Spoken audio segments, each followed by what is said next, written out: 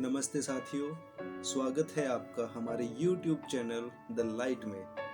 आज हम फिर से आ गए हैं आपके लिए राजस्थान सरकार से जुड़ी हुई एक और योजना जिसका नाम है मुख्यमंत्री युवा संबल योजना।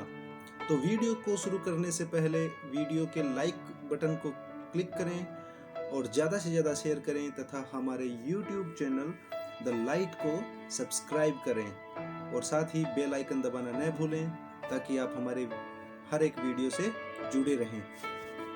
पहले से संचालित अक्षत योजना के नाम में परिवर्तन करते हुए राजस्थान राज्य में स्नातक बेरोजगारों को बेरोजगारी भत्ता देने हेतु मुख्यमंत्री युवा संबल योजना 1 फरवरी 2019 से लागू हो चुकी है।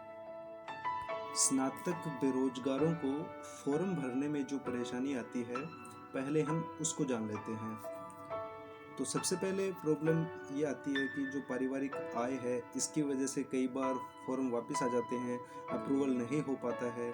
और दूसरी सबसे बड़ी समस्या ये आती है कि जो युवा बेरोजगार हैं उनको ये पता नहीं होता है कि सबसे पहले इसका हमें स्थानीय जो बेरोजगार कार्यालय है, रीजनल ऑफिस है, वहाँ पे हमें जाके इसका पंजीकरण करवाना होता है।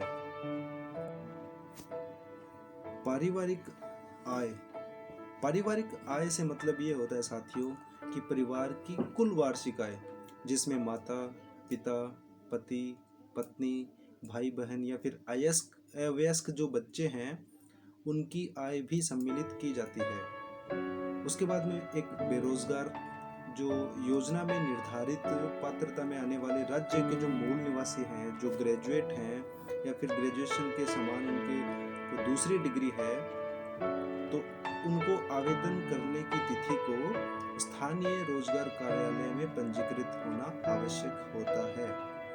और सबसे बड़ी बात इसमें यह होती है कि आवेदन तिथि तक उसे रोजगार प्राप्त नहीं हुआ हो अथवा उसका कोई खुद का कोई रोजगार जैसे कोई बिजनेस वगैरह नहीं हो।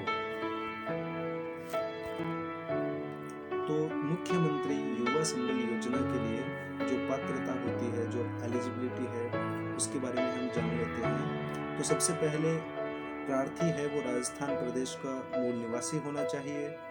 दूसरा, राजस्थान राज्य में स्थित विधि द्वारा स्थापित किसी भी विश्वविद्यालय द्वारा प्रदत्त स्नातक डिग्री या फिर ग्रेजुएशन की डिग्री है वो होनी चाहिए।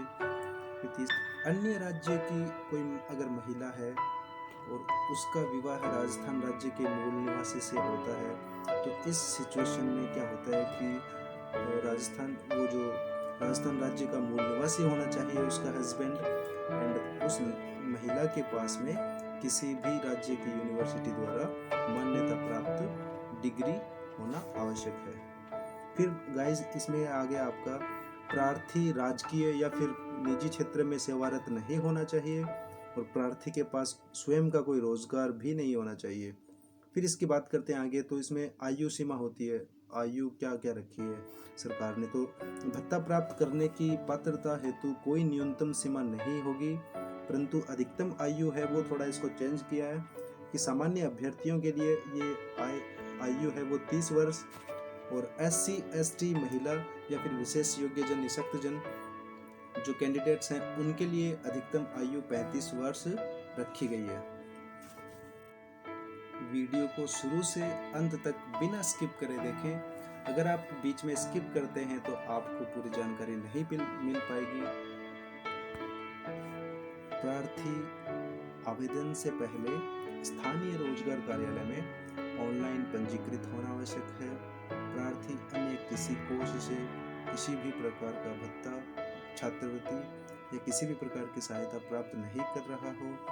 प्रार्थी किसी भी राजकीय विभाग या संस्थान द्वारा बर्खास्त नहीं किया गया हो। बेरोजगारी भत्ता प्राप्त प्रार्थी को अधिकतम 2 वर्ष की अवधि या उससे पहले अगर वो रोजगार प्राप्त कर लेता है, वहाँ तक 2 साल तक ही उसको ये बेरोजगारी भत्ता है वो स्वीकार्य होगा। भत्ता प्राप्त करने के दौरान प्रार्थी को रोजगार कार्यालय में निरंतर पंजीकरण जारी रहना होगा।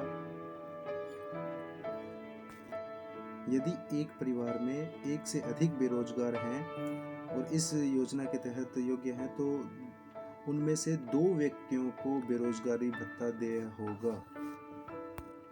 तो साथियों, अब हम जान लेते हैं इस योजना के लिए अपात्रता।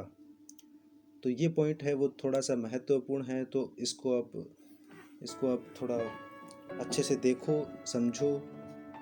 तो मैं शुरू करता हूँ। इस प्रकार के बेरोजगार जो स्नातक की उपाधि के बाद भी अपनी शिक्षा निरंतर जारी रखते हैं, जैसे ग्रेजुएशन के बाद में एमए, बीएड या फिर कोई दूसरे प्रोफेशनल कोर्सेज करता है, तो ये भत्ता नहीं मिलेगा। फिर आगे आपका ये जो किसी अन्य योजना जैसे PMGSY या फिर MNREGA मनरेगा के तहत लाभ प्राप्त कर रहे हो, ऐसे बेरोजगार जिसकी वार्षिक पारिवारिक आय है अगर वो 2 लाख रुपए से अधिक है तो उनको भी ये भत्ता एप्लीकेबल नहीं होगा।